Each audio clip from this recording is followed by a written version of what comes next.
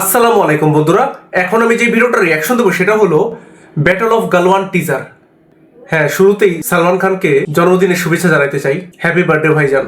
আর শুরুতেই আমি একটা কথা বলতে চাই, সেটা হলো আমি কিন্তু সালমান খানের অনেক বড় একজন ভক্ত, অনেক বড় একজন ফ্যান ছোটকাল থেকেই। তাই সালমান খানের ছবি যখন বের হয় তখনই কিন্তু আমি এক্সাইটেড থাকি অনেক বেশি। বাট এই জিনিসটা দেখে খুব খারাপ লাগতেছে যে সালমান খানের লাস্ট মুভিগুলো খুব বেশি একটা বক্স অফিসে চলে নাই, কারণ মুভিগুলো তেমন বেশি একটা ভালো ছিল না। হ্যাঁ, এখন ব্যাটল অফ গালওয়ানের প্রতি মানুষের কিন্তু একটা আশা আছে। তবে এই রিয়াকশনটা দেওয়ার আগে আমি টুইটারে কিছু মানুষের ওপিনিয়ন দেখতেছিলাম এই টিজারটা সম্পর্কে। মানে অনেকে ভালো বলতেছিল, আর অনেকে অনেক নেগেটিভ কমেন্টও করতেছিল। এখন আমার কাছে টিজারটা কেমন লাগে সেটা এখন দেখার বিষয়। টিজারটা দেখলেই আসলে বুঝতে পারবো যে মানুষের এই যে মিক্সড রিয়াকশন টুইটারে দেখলাম সেটা আসলে কি কারণে। সো চলেন আগে এই টিজারটা দেখে আসি। Let's start. जवानों याद रहे, जख्म लगे तो मेडल समझना और मौत दिखे तो सलाम करना और कहना बिरसा मुंडा की, बजरंग बली की, भारत माता की। এখানে কি ভয়েস মডুলেশন করা হয়েছে না, মানে আসলে ভয়েসটা একটু চেঞ্জ করা হয়েছে আর কি। হ্যাঁ, সালমান খানের যেটা বোঝা যাইতেছে।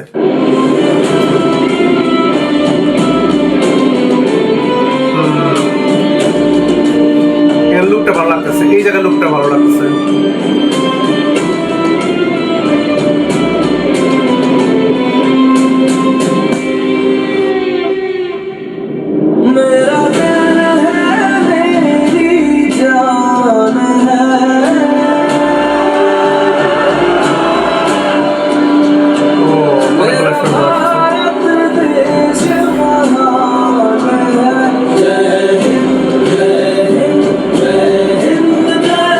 এই জিনিসটা নিয়ে আসলে টুইটারে দেখলাম, মানে অনেকে আসলে এই করতেছে, সমালোচনা করতেছে এই সিনেমাটার, যে সালমান খান এখানে যুদ্ধের মুহূর্ত, তাই না? তো সেই সময় এরকম এক্সপ্রেশন দেবে কেন, বা এরকম সালমান খান কেন করতেছে, তাই না? তো আসলে আমার মনে হয় মুভি দেখার আগে জাজ করা উচিত না এটা ডিরেক্টর কেন এরকম সিন রাখছে বা এরকম দেখাইছে।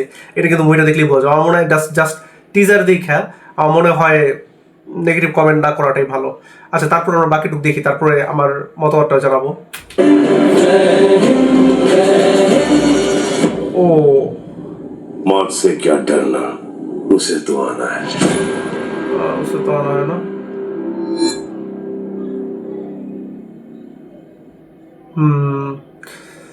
একদম ছোট ছিল টিজারটা। টিজার আসলে এরকম ছোটই রাখা উচিত আমার মতে, ঠিক আছে। কিন্তু কথা হচ্ছিল কি, মেইন হচ্ছিল সালমান খান কিসের জন্য পরিচিত, সেটা হচ্ছিল ডায়লগ ডেলিভারির জন্য। সালমান খানের ডায়লগগুলো এত বেশি ভাইরাল হয় কিসের জন্য? কারণ সালমান খানের ডায়লগের মধ্যে ওরকম বেশি ইম্প্যাক্ট থাকে। সো আমার কাছে এতটা বেশি ইম্প্যাক্টফুল মনে হইল না। আর শুরু থেকেই যদি আমরা আরেকবার একটু দেখি, শুরু থেকে আমরা আরেকটু আলোচনা করি এই বিষয়টা নিয়ে। হ্যাঁ, जवानों याद रहे, जख्म लगे तो मेडल समझना और मौत दिखे तो सलाम करना और হ্যাঁ, মানে এই যে কথাগুলো কিন্তু ভালোই লাগতেছে। कहना बिरसा मुंडा की, बजरंग बली की।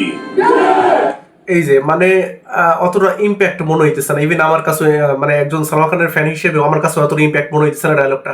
মানে একজন সোলজারের যেরকম ডায়লগ হওয়া উচিত সেরকম ডায়লগ মনে হইতেছে না, মানে সালমান খানের অন্যান্য মুভির ডায়লগের মতনই মনে হইতেছে। হ্যাঁ, সো এইটাই একটা সমস্যা, এবং আমি বুঝতে পারতেছি যে কেন মিক্সড রিয়াকশন আসতেছিল।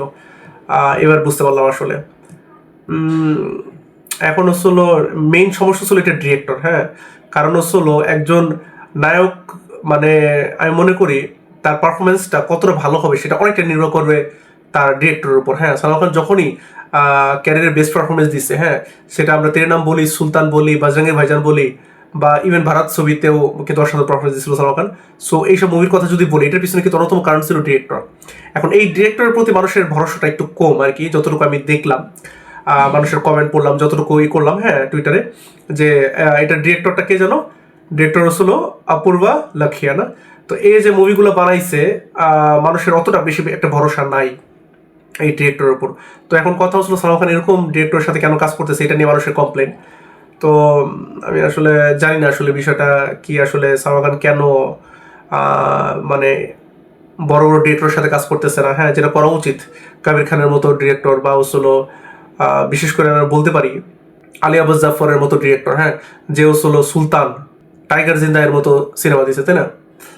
আমার কাছে জাস্ট এই টিজারের মধ্যে আর কি, মানে ডায়লগগুলো ভালোই ছিল, ডায়লগগুলো ভালো লেখা হয়েছে, কিন্তু ডায়লগগুলো ইম্প্যাক্টফুল মনে হয় নাই। হ্যাঁ, আচ্ছা, তারপর আবার যদি আমরা একটু দেখি, भारत माता की। এখানে লুকটা কিন্তু আমার কাছে ভালো লাগছে। হ্যাঁ, এই যে ব্যাকগ্রাউন্ড মিউজিকটা ঠিক আছে, হ্যাঁ, এখানে সালমান খানের এক্সপ্রেশনও ঠিক আছে। হ্যাঁ, কিন্তু পিছনের যে লোকগুলা তাদের এক্সপ্রেশন গুলা একটু অড লাগতেছে, একটু অন্যরকম লাগতেছে আমার কাছে। হ্যাঁ, মানে এদের এক্সপ্রেশনটা একটু অন্যরকম লাগছে। সালমান খানের এক্সপ্রেশন আমি মনে করি এখানে খারাপ না, ঠিক আছে, কিন্তু পিছনে যারা ব্যাকগ্রাউন্ডে যারা আছে এখানে এদের এইটা অবশ্য একটু অন্যরকম লাগতেছে। মানে মনে হইতেছে না যে এরা যুদ্ধ করবে বা যুদ্ধ করার জন্য প্রস্তুত, এরকম আমার কাছে এরকম মনে হইতেছে না। হ্যাঁ, ওই ফিলটা আসতেছে না, ওই ভাইবটা আসতেছে না। এটাই জাস্ট প্রবলেম হয়ে গেছে। হ্যাঁ, এটাই জানেন।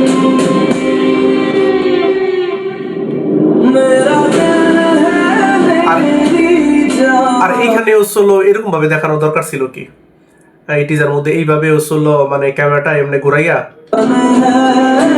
আর এতক্ষণ ধরে। হ্যাঁ, এই জায়গাটা আমার মনে প্রবলেম হয়ে গেছে। কারণ হলো কি, যেহেতু এটাও একটা যুদ্ধের মুভি, তাই না? সো যুদ্ধের মুভি আমার মনে হয় যতটা রিয়েলিস্টিক হয় ততটা দেখতে বেশি ভালো লাগে, ততটা বেশি জেনুইন মনে হয়। হ্যাঁ, সো আমার মনে হয় স্লো মোশন, তারপর ক্যামেরা এইভাবে অ্যাঙ্গেল করে শট নেওয়াটা জানি না আসলে কতটা কার্যকরী হবে এই মুভির ক্ষেত্রে। এখন এটা তো জাস্ট টিজার, সো এই কারণে আমি খুব বেশি কমেন্ট করতে পারতেছি না। হ্যাঁ, আচ্ছা, তারপরে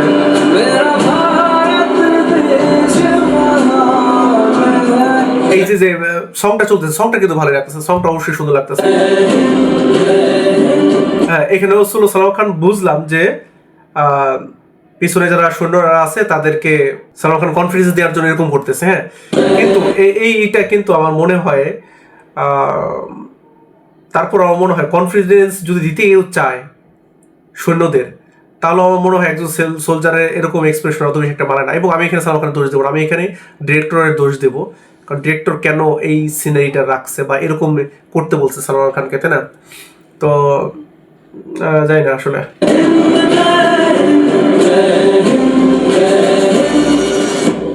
যে জায়গায় এন্ড করা হয়েছে এন্ডটা ভালো হয়েছে। হ্যাঁ, এন্ডিংটা ভালো ছিল আর কি, যে ব্যাটেলটা শুরু হবে তখনই শেষ করে দিল। হ্যাঁ, কারণ হচ্ছিল ব্যাটেলের সামান্য একটু অংশ দেখতে হলে আমাদের ট্রেলার দেখতে হবে, তাই না?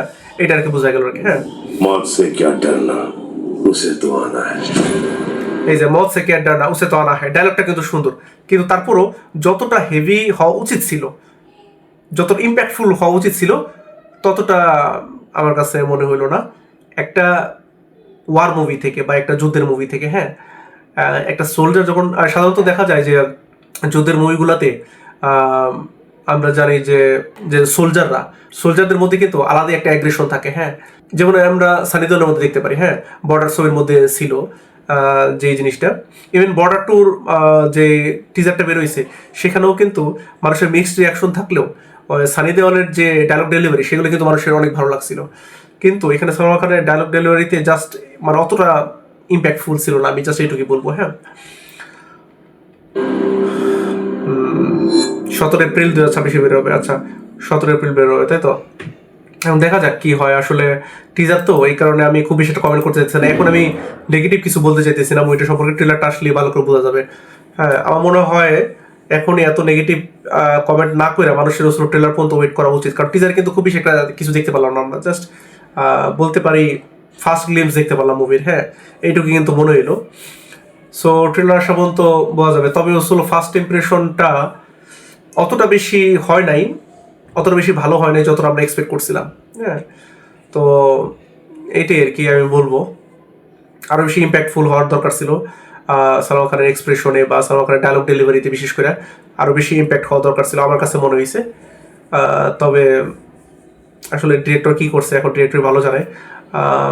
মুভিটা দেখলে আসলে ভালো করে বোঝা যাবে। তবে ট্রেলারটা দেখলে আমরা একটু ধারণা পাবো এই মুভিটা সম্পর্কে। তো ট্রেলারটা আর কি বলবো, একদম এভারেজ আর কি, এভারেজ বলতে পারি আমি। হ্যাঁ, একদম খারাপ বলা যাবে না, কারণ হচ্ছিল যে ডায়লগগুলো বলা হইতেছিল, ডায়লগ ডেলিভারি অত ইম্প্যাক্টফুল ছিল না, কিন্তু ডায়লগগুলো কিন্তু ভালো ছিল এবং যে মিউজিকটা বাজতেছিল সেই ব্যাকগ্রাউন্ড মিউজিকটা কিন্তু ভালো ছিল। হ্যাঁ, তো এইটাই আর কি, এই কারণে বলবো আর কি এভারেজ আর কি। হ্যাঁ, সব মিলে।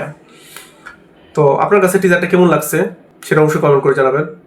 আপনার কি মনে হয় এই মুভির মাধ্যমে কি সালমান খানের কামব্যাক হইতে পারবে কিনা? এখন টিজারটা দেখে বলতে পারতেছি না, এখন ট্রেলারের অপেক্ষায় আছি যে ট্রেলারটা সেরকম গুজবাব দিতে পারে কিনা, যেটা আমরা এক্সপেক্ট করি সালমান খানের মুভি থেকে, তাই না? সো দেখা যাক আর কি। আপনার যা মতো সেটা অবশ্যই কমেন্ট করে জানাবেন। আর একটু আগে যে বর্ডার টু মুভির কথা বললাম, বর্ডার টু মুভির কিন্তু টিজার বের হয়ে গেছে, সেই টিজার উপর কিন্তু আমার রিয়াকশনও দেওয়া হয়েছে। আপনারা যদি না দেখে থাকেন তাহলে এখানে ক্লিক করে দেখে আসতে পারেন। আজ আসি, আল্লাহ হাফেজ।